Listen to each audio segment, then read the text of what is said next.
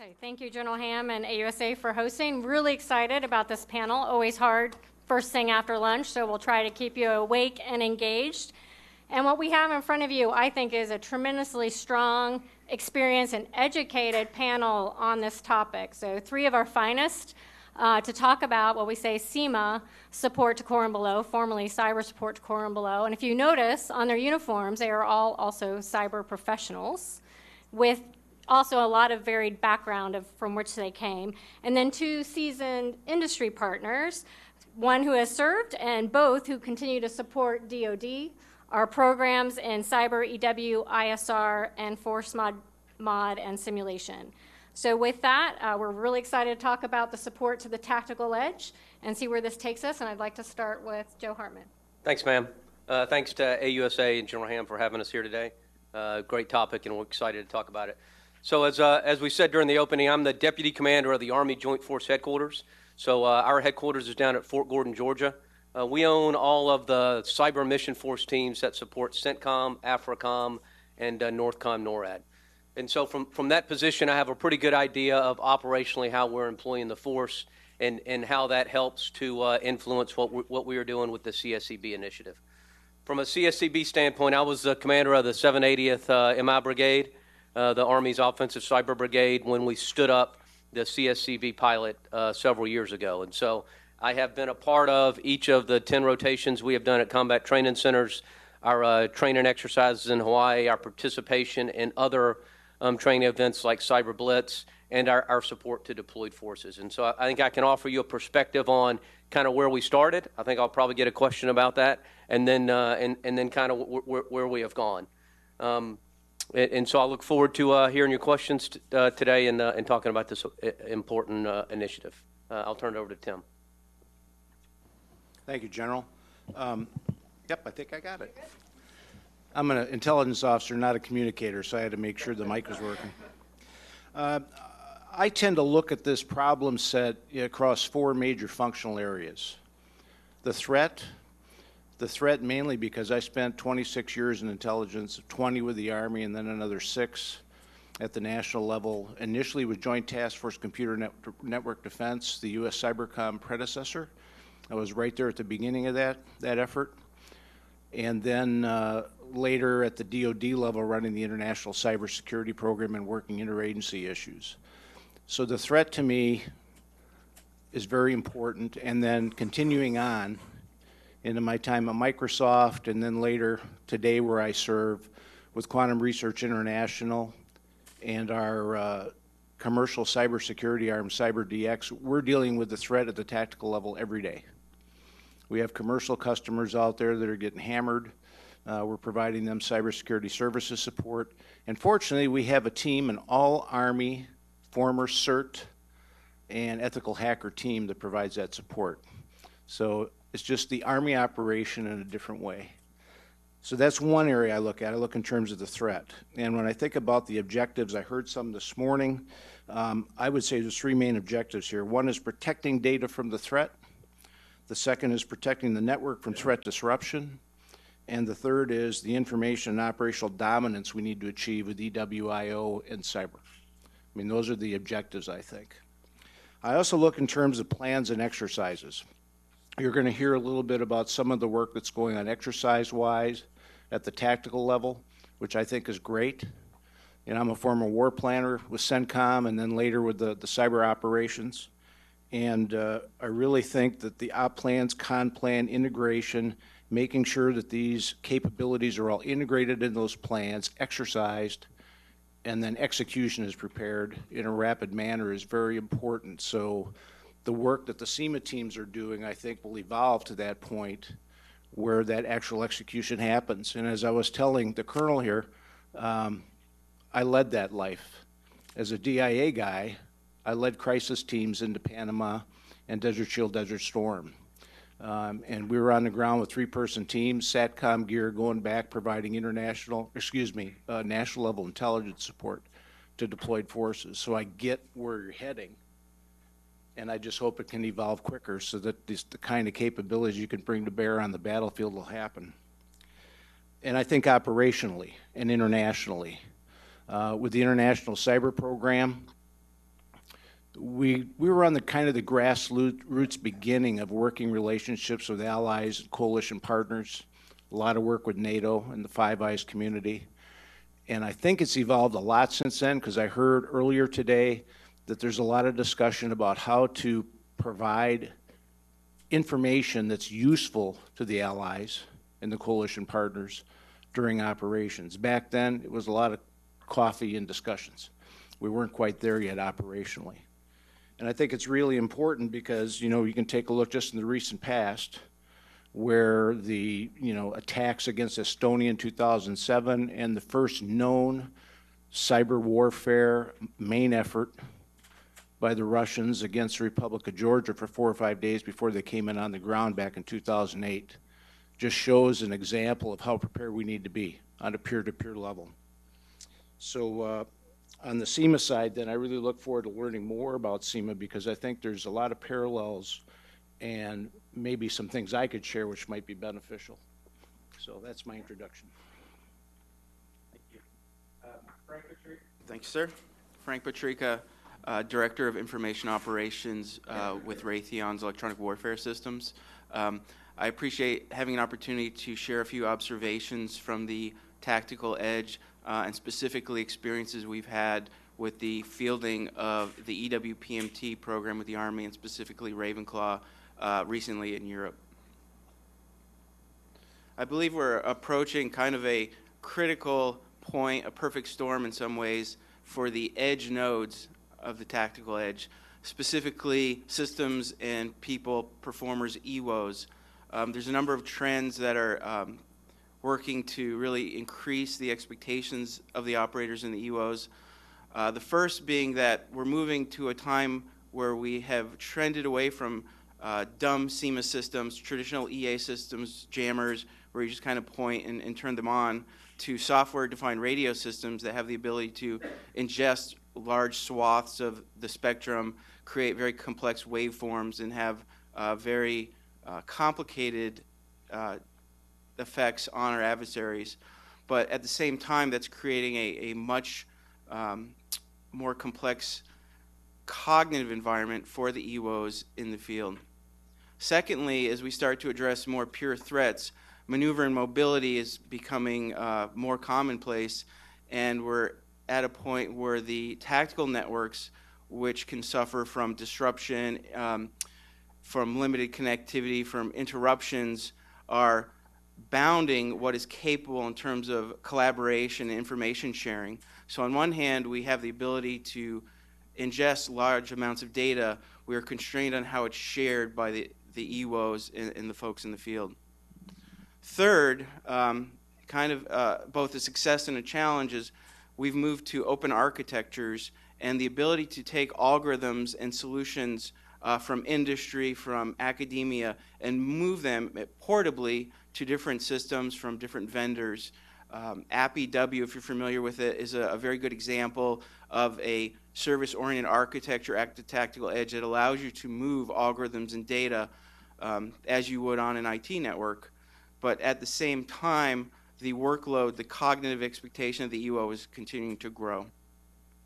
There's new other effects-based technologies, information operations, that are bound by physics and the interchange with protocols. There's certain latency windows that must be maintained. So these new techniques, again, must be employed at the tactical edge and can't really be bent piped back to an organization. Then finally, there's a lot of progress in artificial intelligence and machine learning, whether it's for signal detection, identification, classifications, automations of planning. Those algorithms tend to be very complex, and they tend to be very data sensitive, requiring more horsepower at the tactical edge as well as data storage. Something I think is unique as the integration of these systems of systems that falls not just from the sensor program office or acquisition or the platform or the network or maybe the battle management, but it's really the combination of all those folks working together, and the data fidelity that's passed can have a very large impact in the performance of these systems. But again, back to the tactical networks, the EWOs are then forced to make a lot of decisions themselves on what to share and when to share. to address some of the challenges, there's many things that can be done with tools, with the technology, to make the EWO's workload a little bit more manageable. Standard things like human factors engineering the tools so they're more easily understood. Technologies that are commonplace in industry, maybe dashboards or common work environments, role-based work environments for the EWOs can go a long ways as well. One area that I've seen the Army make a lot of progress just over the last few years is the inclusion of artificial intelligence into planning tools, and particularly a tool set called the EW Playbook abstracts various triggers and actions that are going on and can match that up with various CEMA activities, which allows the EWO not to focus on particular signals or in the congested space, but really to think about operationally how can they go from maybe 50 courses of action to 5. And the goal isn't to automate their entire job, which would just never really, the complexity is too great, but as they get into more austere environments where they have many other distractions, how do they rehearse ahead of time? How do they capture common workflows? How do they store that and review that after the mission? And then how do they use that for training and collaborate with folks in the future?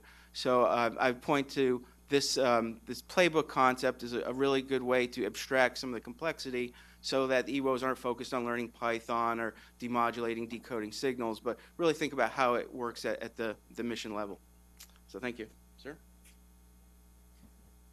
Good afternoon. I'm Lieutenant Colonel Wayne Sanders. I'm a former Intel officer turned cyber officer. I have 2 distinctions inside of Army Cyber Command. One is the hair. Everybody knows I got the best hair in Army Cyber. The second one is that I break the business rules of having an acronym inside of an acronym for a job title. So CEMA being the Cyberspace and Electromagnetic Activities, support to core and below, which makes up CSCB, as a lot of people have heard. So what we focus on is being able to integrate offensive and defensive cyberspace operations, electronic warfare, and information operations at the tactical edge in support of a direct maneuver commander at the timing and tempo that's required by that brigade, division, or corps is really the focus of what CSCB has done. As General Hartman mentioned, we've done this now 10 times, integrating. Each time we've learned something and we've gotten better to be able to provide a more lethal force to be able to do that. My background that allows me to do some of that is I was a support to military operations subject matter expert in support at NSA, supporting a lot of the tactical fight initiatives in Iraq and Afghanistan. I was also the Battalion S3 and XO for the 781st MI Battalion, working for General Hartman.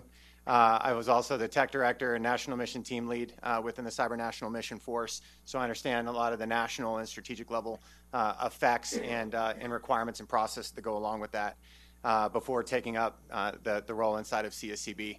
But generally, I've been successful because I listen to General Hartman and I do what he tells me to do. So thank you. Good afternoon. My name is Colonel Paul Stanton, and I currently command the U.S. Army's Cyber Protection Brigade. And my hair is nowhere near as cool as Wayne's. The reason why he's successful. I'll offer just 2 aspects of my background as they will hopefully be relevant to the panel. The first is I'm a former infantryman. I still have the scar tissue on my knuckles from dragging them on the ground, and my shoulders are warped from carrying a heavy rucksack.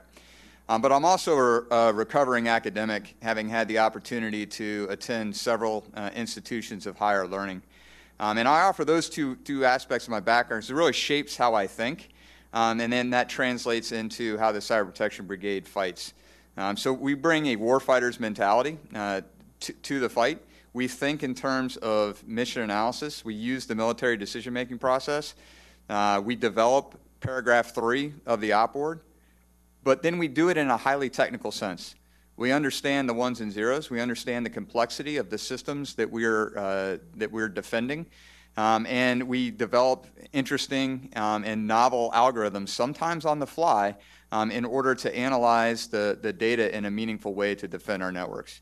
The Cyber Protection Brigade has 20 cyber protection teams, a portion of which are focused on support to our tactical systems at the forward edge, and I look forward to entertaining your questions as we move forward. Thank you. Okay, so thank you, gentlemen. Now, just to make sure we're all speaking from the same level of foundation, I'd like to start with General Hartman. I'd like you to just lay out whatever the overall, holistically, as we started down this pilot program, what were the most critical lessons learned that from the early stages, which actually then brought us to some of the force structure developments that we have today. And I'd like to have, Paul, I'd like you to talk about what were some of the DCO critical lessons you've learned. And then, Wayne, I'd like you to finish with where are we headed with the pilot? Because I think that will help then frame some of the questions that might come. If you can just give everyone that background. Yes, ma'am. So the first lesson learned, and this is a really important one, is be careful what you agree to. And so literally a couple days after I took brigade command, then General Cardone called me and he said, hey, Joe, can you send a small team to the National Training Center to look at integrating a capability into a brigade combat team? And because I didn't know any better, I said, sure. And so in my mind, that was like 4 people, right? And so we started thinking about 4 smart people, and then we realized that there wasn't an internet environment at our national training centers. There wasn't any CEMA play from a scripting standpoint. There weren't observer controllers. There weren't really anything that you need in order to execute, one of these complex operations at the training center. And so 4 people for the first rotation became something like 35 people, which became 70 people for the second rotation. So ma'am, that's the first overarching lesson learned. But all that being said, it turned out to be a really great opportunity for us. And after a couple of starts and stops, the first rotation we did was actually at the Joint Readiness Training Center down at Fort Polk, Louisiana. And we developed a pretty good plan to execute operations down there, and we showed it in PowerPoint, and it looked fantastic. And everybody bought into it. And then we went down to Fort Polk, Louisiana in May, which sort of looks like the monsoon season in Central South America. And it was much, much harder to execute down there in Fort Polk than it had been in PowerPoint. But I was able to go down a couple of times and spend time with not only our team, but the brigade and the leadership of the 25th ID. And so the first piece that we really learned is that if we were going to execute CEMA operations at the BCT level, that BCT had to be enabled by a number of things. One, it had to be enabled by the proper intelligence. As you know, a lot of times at our training centers, we have restricted the units to only what they have organically. And quite honestly, what this brigade had organically wasn't all that robust. And so we immediately started looking at how do we enable the BCT, from a reach-back standpoint, from both an offensive cyber standpoint, from both a defensive cyber standpoint, and from an intelligence standpoint. And through a lot of great work with the training centers, we were eventually able to extend the infrastructure to do that.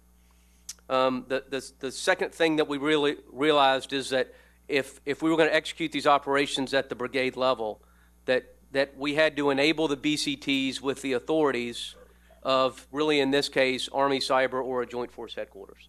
And so that really informed how we would eventually execute future rotations, how we would articulate this to the greater cybercom community, and how we would build out our cyber warfare support battalion. The next real lessons learned for us is that the equipment that we brought to JRTC was really built to fight the last war.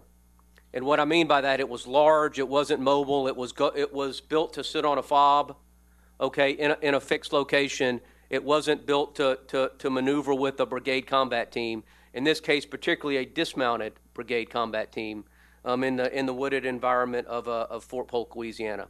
And that really drove us to do a number of things. One, to modify some of the existing kit that we had, but secondly, to start looking at COTS solutions that really allowed us to start innovating at a really, really quick pace. And I tell you, some of the kit that we brought to the first rotation provided us an ability to survey a target at about 900 meters. Okay, by the time we had done a couple of COTS turns of this, that 900 meters went to about 5 kilometers. That 5 kilometers went to the ability to mesh different sensors together and provide a common operating picture back in a TOC. And so a lot of really good lessons learned there that, again, we've used to inform current combat operations, and that we'll use to inform kind of the way forward. The next piece was the train up. And so because of the starts and stops with the first iteration that we executed, You know, we got paired with initially a unit out of 4th ID that eventually got turned off at the National Training Center. We got paired up with a brigade from the 82nd Airborne Division, went down there and did a lot of training, and then they had a contingency deployment that they got pulled for. And so by the time we got linked up with 3rd Brigade 25th ID, it was well inside the D-180 period that we generally kind of block out for training objectives at a training center. And so we had to kind of cram things into about 120 days. And we honestly didn't provide the train up that we needed to in order to make that brigade fully successful. And so that was a key lesson learned. And so when we partner with a unit right now that's going to one of these combat training centers, you know, we start greater than 180 days out. We attend all the conferences. We attend their home station training, their LTP, their staff exercises, just like any other enabler on the battlefield. The next lesson learned was that, you know, this wasn't about offensive cyber. It wasn't about defensive cyber. It wasn't about electronic warfare, information operations, intelligence, or targeting. It was about all of them. And we were successful when we had the ability to integrate all of those activities in support of a brigade commander's plan. When we did that, really great results, and I think Wayne will talk to some of that. When we made rotations that were either OCO-focused or DECO-focused, while we gained some benefit from those, we really didn't get what we needed to out of it. And then the last lesson learned here, and I said this a couple of years ago, and it ended up all over the internet, and so I expect it may do that again tomorrow, but I'm going to say it anyway. You know, at the end of the rotation, Major General Flynn, who was the division commander of the 25th Infantry Division, saw me and he pulled me aside, and we went to the hood of his Humvee. And we had a long talk about kind of the pilot program and what we were trying to do. And his message was essentially this: hey, Joe, I am absolutely convinced that you guys are doing fantastic things, but because you're using dolphin speak, I have no idea what those things actually are. And you've got to be able to communicate, you know, with maneuver commanders in language that they understand, with language that's part of our doctrine, or this thing's never going to get off the ground. And I summarized that in about 30 seconds. You know, General Flynn took about an hour to explain that to me in some level of detail with some significant emphasis, but it has stuck with me since then. And so that was the first rotation, you know, and we use that rotation to build upon what we've done in the future, both with this pilot program and with some of the things we've used to support overseas operations. So, ma'am, with that, I'll pass it on. Yeah, so, Paul, what I'd like you to also hit upon is a lot of folks, when you're outside the Pentagon or outside the Army, you say, well, this is just going to take a decade for you to actually see change. I think what's really important, especially what we learned from the defensive side, is a change that we've had in force structure that was pretty fast, within a year, of really kind of how we've changed even within a brigade combat team, of what we've done of putting the right expertise to help them defensively. So if you can touch on that as well. Absolutely, ma'am. And I'll take that battle handoff from General Hartman. And that, I had hinted that as a former infantryman, we think in a warfighter's mentality. We also communicate with the warfighter's vernacular purposefully. So when we talk about planning, we talk about the military decision-making process. We talk about mission analysis. We talk about course of action development, because this is a language that commanders fight in. And so we need to make sure that we communicate effectively with them. I think our principal lesson learned from defensive operations in support of brigade combat teams has been a lesson that holds in other domains. Much of the defense is fought ahead of time. A lot of it is in the planning and the preparation. Just like if you are tasked with defending in the land domain, you do your map reconnaissance, you physically walk the battle space, you decide where you're going to dig your foxholes, you decide where you're going to pound your pickets and how you're going to lay your turning obstacle. You do the same thing in the cyber domain. And much of that preparation occurs well in advance. And some of our most valuable lessons learned have occurred during the train-ups before the training center rotations, when our leaders have been able to engage directly with the commanders themselves of the brigade combat teams to express the requirement to establish a network of defense. It also presents us with an opportunity to help inform and train the organic defenders of brigade combat team networks. So the cyber network defender that comes in the form of a 25 Delta military occupational specialty is organic to the brigade combat team. So is the information protection technician, the warrant officer that's the 255 Sierra. And so what we've been able to do is carry forward best practices about how to configure a defense of the tactical systems with those individuals well ahead of time.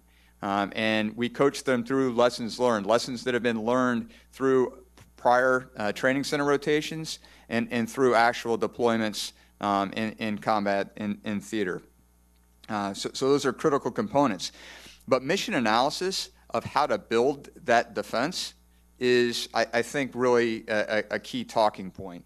The network at the forward edge is not the same as defending an enterprise resource planning database system that we use for pay and personnel processing. There are limitations. We heard this morning about the 2 megabits per second of bandwidth that is available at the tactical edge. That is harmful in terms of that's limited bandwidth for the communication of those tactical systems, but from a defensive standpoint, that's a smaller footprint. The applications that run on those forward edge systems are different than the day-to-day work center requirements of host computers that sit on our desks when we're back in garrison. And so I bring that up because tailoring the defense based off of the operational environment, how the threat can leverage those 2 megabits per second to get into the network, how the threat might use the RF spectrum to get inside the network, that's your attack surface. That's the enemy's avenue of approach. And so in your mission analysis, you have to account for that. You have to also account for the friendly terrain. You have to understand the applications. You have to understand the sensing capabilities that are inherent to that forward edge network.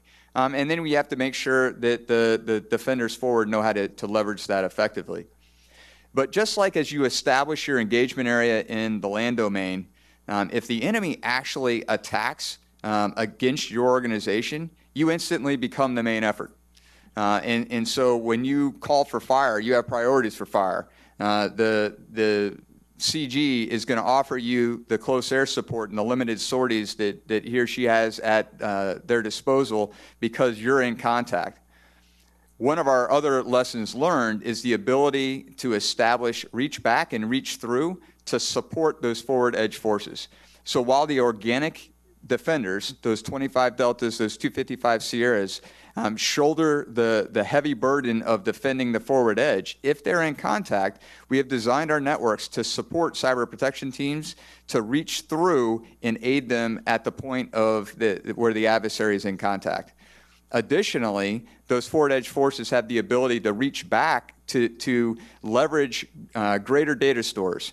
There are limited capabilities forward in terms of the storage capacity and the compute capacity. We have much larger resources at our disposal back in the rear. And so designing our networks that allow us to reach back as needed or reach forward as needed has also been an absolutely critical lesson learned. And it leads to the task organization of ensuring that the cyber protection teams are postured at the right place at the right time to be on the receiving end of those calls for support if and when the tactical edge presents them. So a lot of lessons learned. The key stomping point and takeaway is that much of the defense is fought ahead of time and requires the proper configuration and establishment of the defensive tools before being in contact with the adversary. Okay, so now we're going to turn it over to Wayne. Can you talk about where we're headed based on what is happening within your office? Absolutely, ma'am. So to echo on to two of General Hartman's really quick is the integration into the ops process was one of probably the biggest lessons learned, and it goes into exactly what General Frost is asking about. is when we first went out there, we weren't a known entity to anyone. So when we showed up and we realized that we needed to end up in Dar Alam in the middle of a Joint Readiness Training Center, it was asking the civil affairs guy whether we could actually hitch a ride and get out there from the Brigade Main so that we could do that, because we weren't into the S3 order. We were not actually into that ops process. So making sure that we were doing that was probably the most important piece, because it allowed us to keep pace with operations. So as we look forward, as General Frost is talking about, those are some of the key pieces that we want to make sure that we do, not only at the brigade combat team level for the combat training centers, but also the mission command training program out of for both division and corps warfighters, and being able to provide that same level of support, education, and training to those levels as well. Being able to push innovation is one of the big pieces where we're really trying to push now. Is where before we don't want to just being able to provide capabilities that are against a counterinsurgency fight after a violent extremist organization kind of adversary, right? We want to be able to look at, near peer adversaries and what capabilities are they going to bring to the fight, and what do we need to do to make sure that we are available and capable to provide a marked advantage to our commanders against those systems, whether they're mission command systems, closed loop networks, whatever those things are. We want to also be able to inform the multi-domain task force as one of General Milley's big pushes as well in the effort of the Intel Cyber EW and Space detachment for that, is just informing that along with the centers of excellence that are supporting that pilot. And the big one for us is actually the creation of the Cyber Warfare Support Battalion is probably the biggest one. Secretary of the Army signed an RSTRUC to allow us to stand up an initial operation capability, starting in FY19 to be able to field that. That really gets after some of the things General Hartman talked about, and really getting after the gaps that have been identified in those 10 operational rotations of CTCs, as well as thousands of real-world missions. All of those things have informed the fact that we need to be able to provide expeditionary cyberspace operators. We need to be able to leverage remote capabilities directly to the deployed forces forward to those echelons, corps and below. We want to be able to, we have software developers that really look at code, but making sure that that same thing that we have hardware that backs that up, that we can actually, they talked about this morning as well, software-defined radio solutions, where it might be something as simple as providing a new load to that gets after that adversary in a specific target space versus another. Being able to try and stay as innovative as possible with this battalion, and when called upon, deploy those forces forward to get after the newer and harder targets that right now there may not be a solution for. Placement and access is a lot of times the way to be able to do that.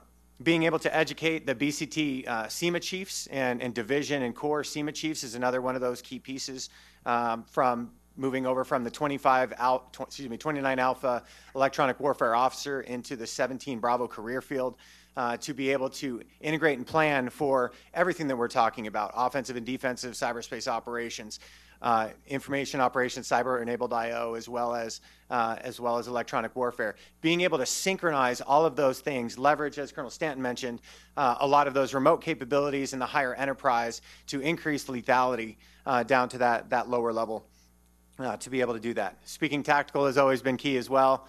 I spent the first 8 years in FORSCOM working for infantry and squadron commanders. If I'd have gone in with half the language I understand now and had those conversations, they'd put me in the corner and say, don't come back. So we try to avoid things like that. We also look at abilities to look at signature reduction in the electromagnetic spectrum. We don't want to light up, I use the phrase, light up like a Christmas tree in that electromagnetic spectrum, where our near-peer adversaries know exactly where we are and then can target off of those. So looking at different innovative solutions to be able to do that. Home station training, also probably one of the key pieces as well, working in concert with the Cyber Center of Excellence as well, to how can we actually train those BCT CEMA chiefs and those division CEMA chiefs to be able to replicate the internet environment and be able to gain a marked advantage against them.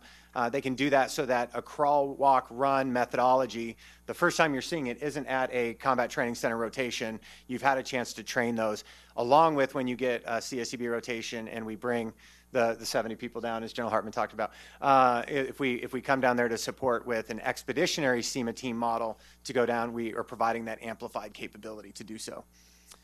We also look at our language with regards to binning effects. We are an effects-based program to be able to provide options for the commander. If we're not at the timing and tempo that the maneuver commander cares about, we're obsolete. If we're not providing additional decisions to provide freedom of maneuver, once again, we are obsolete. So making sure that everything we do bins those effects so that they understand that how we can integrate that into fires, or whether or not how we can provide decisions to the F6 to provide to the brigade commander as well on how to better censor and harden his network as well. Yeah. So let's bring in our industry experts. I'd like to pose a question to both of you, and you brought up a few slides. So my question is, as you are developing cutting-edge electronic warfare and cyber equipment, what efforts is the industry making to compress the learning cycles for soldiers that need to train on it? Because one of the big pitfalls that we've always seen is it comes with this, large purchase cost with the piece of equipment that then we're shackled to the defense industrial base for all the training, the maintenance. It is always going to have to be contract supported. So this is a complicated field, so I just would like to get your input as you look forward. Are there other ways of doing this as we look to equip our cyber and electronic warfare soldiers of the future? Yeah, so first of all, if anyone in the audience is a gamer, familiar with computer games, or maybe have children that spend a lot of time playing games, most of the successful games don't have external training. There's no PowerPoint slides. It's actually, as you progress, your ability, the game's teaching you. And more, I think, as industry brings tools forward that have embedded training. So maybe if you're learning about identifying a new signal, if there's things you can do on your downtime with that software, with that tool to help train you, that's very much parallel to the exploration you have in a video game. I think probably more importantly is the ability to learn from those who've gone before you, stand on the shoulders of those. So what is required of that certainly is a method of recording activities as they happen, but then forensically go back and analyze. So if you have the ability through a operation to then go back and say, well, I used these 3 tools and had this effect, what if I had done this, and kind of simulate or game that based on your forensics, you can then learn incrementally as you progress, and then that can be passed on to future EOs or future operators as part of their training. So definitely getting away from the PowerPoint and the thick manuals that go on the shelf, but more embedded and including lessons learned from previous activities. Yeah, I echo what you said. I love the term shackled to the dip. I would submit we've been shackled to the dip since the Eisenhower administration, so I'm not sure we're going to solve that problem. But I think one of the keys is the actual RFPs, the procurement, the acquisition requirements. Build the right training requirements in to the contract language so that industry then can prepare for that and hopefully avoid the problem that you've identified. I think we would look at it from a standpoint, we obviously have to have new equipment training. That has to be built into the contract. Interactive multimedia instruction, I think is somewhat similar to what you just said. Embedded training, how-to systems, videos, things that students today, not only in the military, but in the outside world are using to learn. That innovation could be added into the process here to shorten the training cycle and at the same time make it more enjoyable and perhaps more effective. And then collaborative simulations. Amongst all that, then, there needs to be some kind of feedback loop built in so that as you identify training improvements that could be made, it should be done rapidly and then repeatable so that you can reduce the cost and maybe make the training more effective. All right, so we have a question from one of our audience members, and this one's to General Hartman. Help us understand why we aren't taking full advantage of National Tactical System sensors as OP, LP, in support of deployed forces. What is necessary to change the dynamics for force protection, defend the nation, and take the fight to the enemy with greater effects today? First of all, I'm not sure that I completely understand the question, but I would tell you I think we provide extraordinary support to force protection in our deployed forces. Okay, if you look at the complicated operations that are going on right now in Afghanistan, in Iraq, in Syria, in other places, I think our record is pretty good. You know, from the Army Joint Force Headquarters standpoint, you know, one of the reasons we're down in Georgia is because we're partnered with NSA Georgia, who really has that mission to support a lot of our deployed force in the CENTCOM AOR. And I'll tell you, we sit down 3 times a week, both the National Security Agency and the Cybercom leadership, and we synchronize what we're doing in support of the fight. And from my standpoint, it's pretty good. And I'll tell you, if you went in my ops center that we call the Joint Mission Operations Center about any day of the week, and you sat down next to a young cyber operator who was in a chat room with a deployed force in Afghanistan or somewhere else, I think that operator would tell you he's doing a pretty good job of providing support to that task force. And so, you know, for a number of years, we had trouble really making that linkage and building capabilities. And now that the cyber mission force is built and it's matured, I think right now that we're actually doing a pretty good job of providing support to our deployed forces. Ma'am, can I jump in on that too? In that we made a discovery probably about 18 months ago that all of these very valuable lessons that we were garnering from support to the training centers weren't necessarily carrying over to the units that we're about to deploy. And so we called a timeout. And we physically traveled down to Fort Polk to meet with the 310 IBCT commander, Brian Sullivan, and said, hey, you're getting ready to go, but you haven't been through one of these cyber-enabled training center rotations. Let's ensure that you understand how to employ cyber before you take your brigade combat team over to Mosul. And in doing so, we also went into the Southwest Asia Regional Cyber Center and ensured that the capabilities that they had available to them mirrored those that the Regional Cyber Center that is connected to the National Training Center had. And so we were, I'll call it just in time, but just in time and purposeful for the forces that were going to go into harm's way. And we haven't skipped a beat since. So the units that deploy understanding the valuable lessons that we've learned out of the training centers. Ma'am, also, if I can add on to that, the support to the SFAB concept as well. It was a last-minute turn to support at JRTC as well, sir, to support first SFAB prior to their deployment as well. And so we leveraged experts within the Cyber Protection Brigade as well as 780th MI Brigade to go down in an advisory role to be able to support that JRTC rotation. And very, very quickly, we found out when they deployed forward, we're able to leverage the Joint Mission Operations Center in support of remote cyber fires in their support. Great. Okay, so the next question from our friends at Lockheed Martin. I think I'm going to start this one with Paul and then maybe over to Frank and Tim. And we look at how we're developing, the question is basically on EW capabilities, but I would say this also for cyber, is to look at our gaps, but the question is more about how important is the open architecture and developing the capabilities of the future. And I know you spent a lot of time on this just in your academic life and then bringing it to the force. And so I'd like you to start, and then we can have everyone pile in. Thank you, ma'am. So I'm a firm believer in leveraging open architectures because the best and brightest in the world contribute their intellectual capital to developing these solutions. And so we would be foolish not to likewise capitalize on it.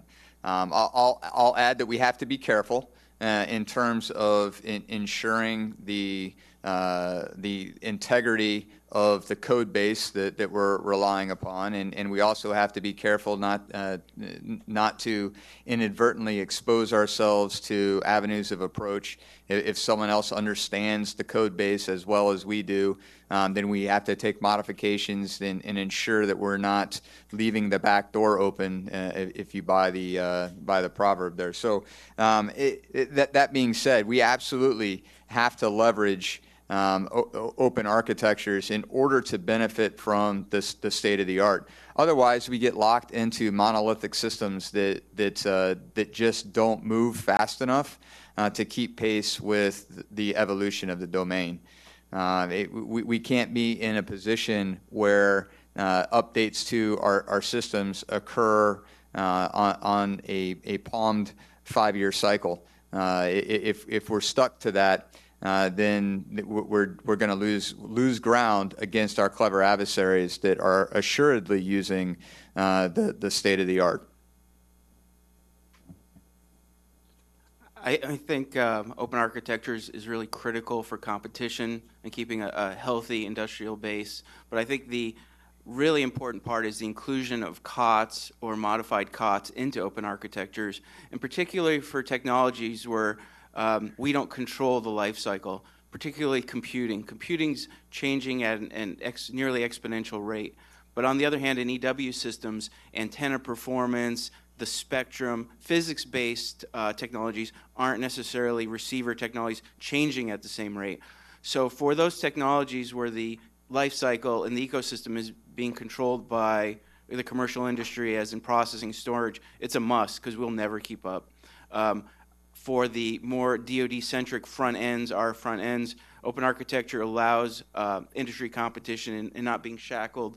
But the economics are a little bit different than the mainstream commercial space. And I think I'll just jump on with the COTS discussion. I think 20 years ago, DoD, NSA, and other agencies were kind of leading the way on what was needed defensively for our operations. Today, it's a totally different landscape. There's lots of competition out there outside of the defense industrial base to develop cyber protection capabilities. It's evolving fast. The great product today could be the worst product tomorrow, depending on the threat, because the threat evolves so significantly over time. So I think it's very important to keep an eye on what the commercial industry in cyber is doing and what products they're putting out there or testing, having some kind of a liaison with them, because I think potentially there may be some capabilities to be brought to bear on the fight rapidly if there's a need.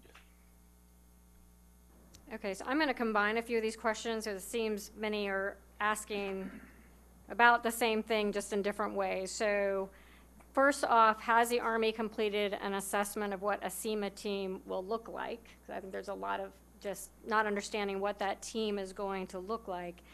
And then have we modified any of our MTOs based on CSCB pilots, just based on our lessons learned going forward? So I mean, it's just understanding where are we on manpower, you know, the training, and then the equipping that will come. I think just understanding where we are in the state of the CEMA force structure is not well understood, and a lot of the questions are coming in asking about that. Okay, so I think we've done some of all of that. I'm going to phone a friend here and let our expert Wayne Sanders address kind of that at each echelon. So the Army, based off of that, ma'am, has taken all of that data that's come, like I mentioned, from 10 rotations plus a lot of assessments done by Cyber Center of Excellence as well, partnering with a lot of other centers of excellence. So I don't want to leave anybody out. But what that led to was trying to nest as many capabilities, cyber EW capabilities, at each echelon, and it came into the force design updates that actually we're going to change the MTOs at each of the different echelons. So, for example, at the BCT, we're asking them to now synchronize and plan for offensive and defensive cyberspace operations, EW and IO. Well, they were doing that with a 5-person section, where now it's actually increasing to 10 personnel per section inside the BCT. That includes an 04-17 Bravo, that's your EWO, who's now become the CEMA chief, right? So he's taken on that additional capability, that additional responsibility. There's also at the tactical level an 03 Captain 17 Alpha that can provide some of the, as General Hartman calls it, the dolphin speak piece of it, when you have to get into a lot of the layered analysis perspective. When you try and do basic, intermediate, and advanced level target development in cyberspace, there is a lot of complexity that goes into that. There's a lot that goes into weapons pairing to be able to do a lot of those things. So that 17 Alpha provides that, as well as additional capability. They also are restructuring the EW platoon underneath the MI company, specifically so that it's providing an execution arm. So everything I mentioned before was a staff element that allows them to do that planning and synchronization. What execution arm exists in there is taking the EW experts at those battalion levels and putting them into a modular design inside of the MICO under an EW platoon, so that they can move out in that way and provide increased lethality to be able to do that. Similar models exist at the division and the corps level. So that is the force design update for that. There is also, as I mentioned before, the multi-domain task force where the stand-up of an initial IQ's detachment for that Intel Cyber EW in space. There is that EW piece that's in there that consists of not only your 29s, now 17 Bravos, but also you have 24-17 Charlies. You have your cyberspace experts that are at that level to once again help be able to punch a hole in a near peer adversary cyberspace domain and electromagnetic spectrum to be able to do that. You have those experts that have to do that, but then they also have to protect. So they have both a defense and an offensive role, and we've got a pilot program that's going in right now. Not We Are Cyber, but USERPAC is the lead to exercise that and inform the Army on how best to go forward with that. And then the CWSB, as I mentioned before, the Cyberspace Warfare Support Battalion. Hey, Wayne, just talk about what an ECT is made up of inside the CWSB, please. Yes, sir. So inside of an ECT, it's a 45-person element that provides the full spectrum CEMA that we're really looking for. So we have capability developers. We have those individuals who can address both software and hardware threats forward. Those are lessons learned that we've always find, right? In a dynamic environment, you may end up getting hit with a piece of malware that you need to find a quick turn solution to be able to defend against that and remove it from your network. You may be looking at trying to penetrate into an adversary's network, but they've changed some configuration. They may have patched something, and you need that, I call it the 40-pound brain. You need that 40-pound brain guy to come forward who can actually do that, both at the tactical level, but also being able to leverage the rest of the capability developers that are at the back end. If you need to create an increased firing platform, you need to be able to do something forward because you're in a degraded environment. If you are in that degraded environment, you may not be able to have all the remote support that you want. So now you're looking at innovative ways to actually create those firing platforms for. So we have infrastructure sections built in to do that. And then we have a cyber warfare section, which is really your tactical deployable force that that most BCD commanders look for. Those are the ones that we see at the combat training centers, and that's going to be your offensive cyber operators, your offensive cyber planners, your defensive planners and defensive analysts from cyberspace, as well as additional what we used to call TK, the technical control analysis element from an electronic warfare perspective, really getting down to that bit level analysis where you might see a signature that you don't know enough about, that this is an increased capacity to be able to do that, as well as PSYOP NCOs and IO planners also inside of this. So no matter what a tactical force is asking for a general support reinforcing Army sustained, service retained capability, the CWSB is providing that. So all very challenging, and one of the questions it's posing is those are personnel that today, are 29 and then tomorrow they're 17, too cost prohibitive to bring them all back to the schoolhouse to train. What is the strategy for the training pipeline for all of these new teams as they start to be organized and stood up so they can be effective at the operational and tactical level? Yeah, so all of that structure isn't 29s. I mean, when we talk about the CWSB, the 17s, it's new growth, and so all of that will be challenging. But our intent is to train the force for the mission that's required. It's not going to happen overnight. We've got a phased plan to do this really between fiscal year 19 and fiscal year 25, and we are trying to do it at a pace where we can't do it all at once, but we need to do it at a pace that the training base can sustain it, at a pace that we don't bring down readiness of other units in the Army, whether that's the Cyber Mission Force or other organizations. And so, there's been a lot of really great work by the CCOE, a lot of really great work by ICO and the Army, and we think we've got a plan over the next 5 or 6 years to do it in a responsible manner. So question down for the end of the table for Paul Stanton. As you look at the small units such as the cyber protection teams, are you able to sustain the critical skills, and how do you readily and adapt quickly to meet the changing unit mission requirements and really the threats that they're facing? Thank you for whoever tossed me that softball.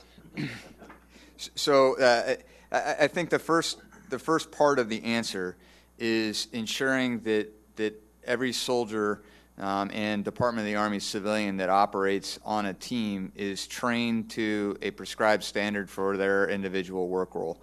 And we have instituted our own training approach within the Cyber Detection Brigade to ensure that they not only understand what it means to do forensic analysis on a Windows box, but to do that using our platform and the tools that we have available to us. So there's an educational component of what does it mean to do host analysis on a Windows box, but then there's also a training component that says, how do I do that using the platform that's available to me, using the tools that are available to me? So we've instituted that within the Cyber Protection Brigade. What that affords us is the ability to set a foundation. That if we send a team out the door on a no-notice mission, I know that they have a host analyst, a network analyst, an intel analyst, a senior analyst, and someone in charge that is going to be able to lead that team. That being said, we absolutely recognize that every environment is different. It's dynamic. The network is not going to look like what we were told it looked like when we were sent a network map. The enemy isn't going to play the same way that they did last time. And so those skills that we were talking about in the talent management session, curiosity, tenacity, let me emphasize tenacity. No one on a cyber protection team is going to throw in the towel because it is now 1700. Or it's now 1800. They will work through until they're able to solve the individual problem that they've been presented with. And now let me go back to the curiosity component. You're going to see something on every single mission that you've never seen before. Every single mission. And so how do you deal with that?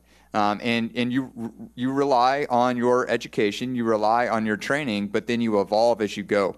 And then we have a very robust after-action review process within the brigade to ensure that the lessons that we learn from conducting an operational mission are shared across all of the teams.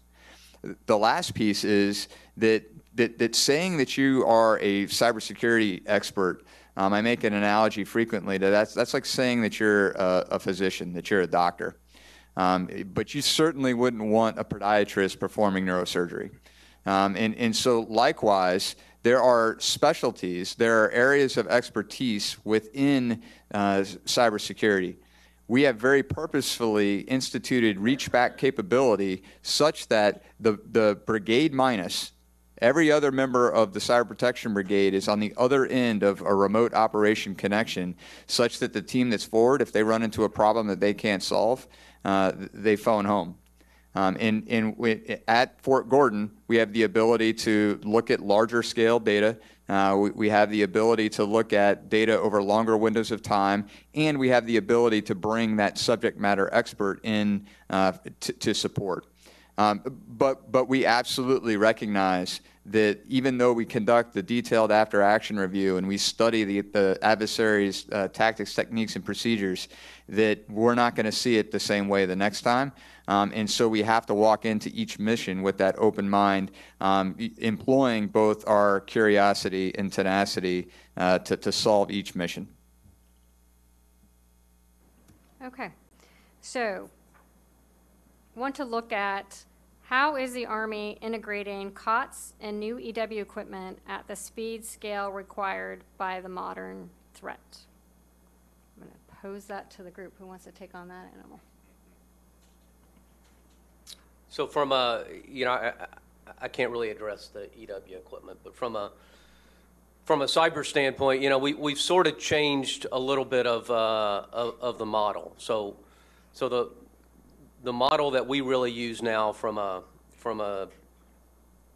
cyber standpoint is, we've established capability development environments both in Fort Meade and down in Georgia. We've partnered with the Defense Digital Service. We've partnered with various other organizations, and so the ability to create a cyber capability. So cyber capability a lot of times is code, right? It's a much different process than kind of how we would traditionally plan for and acquire a capability. And for us, the generic capabilities really are non-existent from a cyber standpoint. And so, we have a requirement for an operation. We have a capability developer that's been trained by the Army. We have partnerships with organizations like DDS that provide us some kind of deep technical expertise, and we're able to develop capabilities based on unique requirements, and we're able to do that really right next door to our ops center. And so when we have a cyber operator that is employing a cyber capability, you know, more often than not, the capability developer is actually sitting right behind the operator. Okay, and how do we know it's going to work? We generally know it's going to work because we have training ranges that we've mocked up our targets on, and we're able to both exercise the capability, and we were able to exercise the team to ensure that we can be very precise in what we do. And you know, it's very interesting from a cyberspace standpoint because your capability can work great one day, and it can be obsolete the next. And you have to be able to operate at that pace. And so that is what we have learned from a cyber mission force standpoint, and that's really what we've learned from a cyber support or CEMA support to core and below standpoint. You know, Wayne talked about the design of an ECT. Why do we have capability developers on an ECT? We have capability developers on an ECT because the environment changes on not just a daily but an hourly basis. And our ability to take a capability and rapidly modify it because the environment's changed, particularly when we're fighting in a degraded environment, you know, where we're not connected back to remote operation centers is absolutely critical.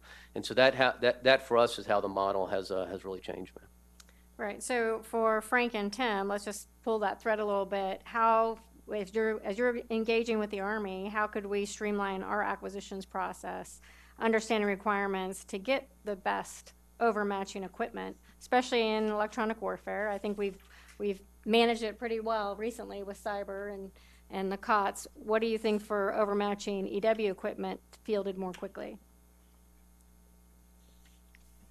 I think one of the comments that I had from some friends, because I knew these questions ahead, I phoned a friend, and one of the first things on the EW side was the word powerful was used. Perhaps more nimble and adaptive would be the types of capabilities that we need, because I've been watching the cyber threat for a long time and the other threats, and they just change constantly, and trying to keep up with them is pretty difficult.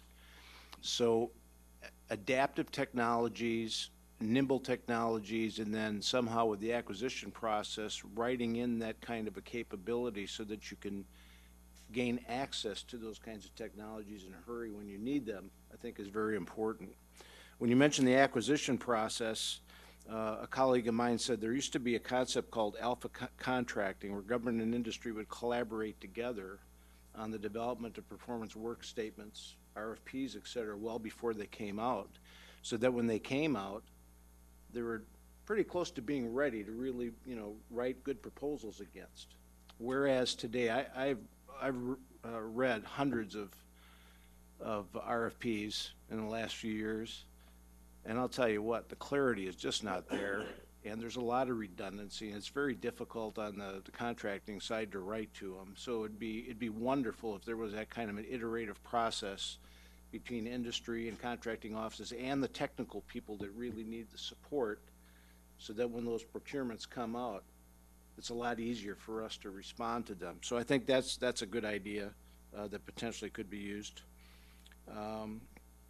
And I think on the other end too, when you actually have the proposals in, having the technical people involved in the decision-making process rather than acquisition people largely making the decisions is very important, because you know, you're going to get what you're paying for, and whatever that decision is, you're stuck with it. So it's important that there's a team effort there really looking at those proposals so you get the best value. When we talk about emerging and near-peer threats, it often strikes me that it's really behooves the competitor to mask those capabilities from us. And I think nationally we do very well in estimating capabilities, but it would help the industry base to have a common view at appropriate classification level of what we really think the capabilities of those threats are, and have that shared within working groups of folks who might be interested in competing those opportunities. I think today a lot of that's left to each individual organization to sometimes ferret that information out ahead of time. Secondly, I prefer capability-based acquisitions and where you have a ability to demonstrate a current capability. So it's not so much a promise, but it's based on current capabilities extrapolated to what those threats are that are kind of widely understood. I'm afraid I've seen very vague descriptions of things that really leave a lot to the proposer to really address that risk and that difficulty and that cost. So the more that it's about this threat and all of these technical details and show me that you have a certain level of capability today so that I believe in the near term, maybe a year from now, you'll get where that gap is. Instead of finding out what they really are looking for in the test cycle. Right. And then what I've seen is that's when you feel you're getting actually the type of information you were looking for, months prior. You get out in the test and then realize, oh, that's really what we're looking for. So I can understand your frustration. So this question, Sure, look, can I yeah. also just amplify a little bit? Absolutely. So think about, if you think about what we're trying to do, first of all, it was to get the planning and management tools. So you could see the spectrum, you could integrate EW into the spectrum so that you did not have to take out friendly mission command and friendly intel collection. Now, just like in cyber, you may create or conduct an operation initially to create access for collection. But at some point, based on the threat or the effect you're trying to create, you're going to go from that collection to an effects-based operation. And when you do that, you may compromise that access. The adversary may respond by closing that access to you. And then you have either anticipated that, you have alternate accesses, or you're going to have to develop that access very quickly. So the initial focus was developing the electronic warfare planning and management tool. And the problem was, initially, it was in an EW stovepipe. And as we sat and looked at it, we said, who shares the spectrum? Well, again, the intel guys do to collect. The signal guys do to implement mission command, and the EW guys are there to dominate the spectrum. But they use different planning tools to do essentially the same thing. So that's why when you get to the cyber support to core and below, actually at the CTCs, if you had an EWO at the brigade level, and he hooked up with the collection manager and the signals frequency spectrum manager, they all came with their different products, and they laid them out on the table, and then it became a spreadsheet or PowerPoint battle, which is not where we want to be. So a lot of effort was made on that capability, which was just described, and we actually iterated it very quickly. Meanwhile, we recognized we needed an air component to actually radiate power, so electronic attack. We needed ground-based, and we need man-packed systems. And all of those, we thought, should be sensors. So you're continually sensing, so you're receiving, so you're sensing, and where appropriate, then you can autonomously respond. Okay, so for a set that you had known parameters. As soon as your sensor, so remember radio transmitter, or receive transmit, you receive it, you're able to recognize it very, very rapidly, and the rule set would allow you to take the appropriate action. So you expend energy in whatever the appropriate waveform. And that was true whether it was an aerial system or a ground system. As we started to look at what you can afford, and frankly, the synergy that we felt that could be accomplished by combining intelligence and electronic warfare. So you have sensors, you have the ability to conduct electronic attack, you have people who analyze the spectrum from both sides, electronic warfare and intel, and then you have to maintain this equipment. So with the limited EW force we had at the time, do you eat up a lot of that with maintainers, with other people that are doing support roles, or you put it in an organization that's already resourced to do that? And as we had the discussion, there was do you let it stand on its own? Do you fold it into the cyber? And as we start to look at the complexity of what we were asking brigade commanders to manage, we decided that we'd bring it into the cyber branch, the EW functional area, and they'll get the exact same training that the cyber leaders get, but then they get the next level, which is electronic warfare. And that's why it's no mistake that the CEMA cell is directed by an electronic warfare officer, but partnered with cyber, with information operations, and then within that construct, with the fire supporters, with the intelligence community, et cetera. So the first initial response was to USAR.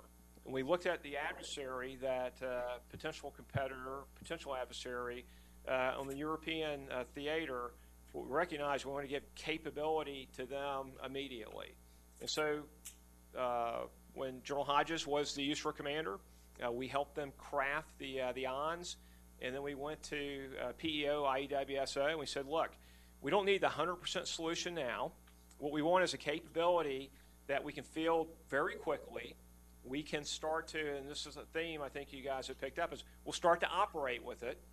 That will accelerate our understanding of the efficacy of particular capabilities, and that will inform the program of record. So as we've gone down this road, trust me, there was a huge temptation to go out and buy a lot of kit without a lot of fundamental analysis. So we've taken an approach that I think reduces risk to the force, particularly on the acquisition side, and we're continuing that journey. So if you think about the CEMA or the EW platoons, you think about, we talked about what's going to be at the BCT level. What we didn't talk about was the potential to put additional capability at either division or corps. That decision has not been made. And we're going to exercise this, and we're going to learn from actually doing it, and then that will allow us to get what we believe is the optimal mix. So that's kind of where we're at in this journey. It's not as fast as anybody wants, but I think it makes sense. And as we look at, there's some discussion about, well, why didn't you have an EW CFT? Well, we didn't have an Intel CFT or an ISR CFT. There were certain things that were cross-cutting that the communities actually have to integrate into. So you better believe EW guys are in with the network CFT. They're within the long-range precision fire CFT. They have to be. ISR is embedded within those also. So this is a journey. It's not an immediate, gratification at this point. Now, we still have a CID kit that's out, operating as we sit here today. And in some cases, when we looked at the kit, what is it? Software-defined radio. There's a receiver. There's a transmitter. There's antennas. In this case, they're optimized against a particular threat. As we started to look at how we were going to build the initial capability to field to USAR forces, what do we have? We had a software-defined radio. We had antennas. We had amplifiers. And we were able to draw, in some cases, from existing stock. So, and we will continue to work that way. Now, the other thing is we have partners. This is not an Army-only problem. And it's also not a CIED-only problem. So it has to be multifunctional. So if you're on the battlefield, do you want to buy kit that does nothing but CIED, or do you want to be able to change whatever the waveform is in a software-defined radio, potentially replace or an update an antenna? But what we think is the EW planning and management tool will allow us to do that very dynamically. And so in an area where the IED threat is not the significant threat to our forces, there are some places in the world where indirect fire is the biggest killer on the battlefield, or direct fire weapons are the biggest killer on the battlefield. And so in those environments, I want to have a capability that may defeat fusing, ammunition that's coming in at you, anti-tank guided missiles, or other electronically sensed munitions, Or it may be mission command. I want to go against the enemy's mission command against a threat that has modern mission command equipment. It may be GPS jamming. I want to deny the adversary the ability to use PNT of their own. So whether it's GLONASS, BETO, GPS, probably a combination of 2 or 3 of those that we have to be able to respond to. So I think that's the complexity. And what I will tell you is it is not something that the EW community can do by itself or the signal community, et cetera. So this team of teams and the CEMA concept is where we think we have to be at the end of this. And that's probably more than you wanted to know, but there's a lot of work going on right now. There's capabilities fielded right now. So with that, I think we just conclude this panel, sir. So I really appreciate you wrapping all of this discussion up. Thank you very much.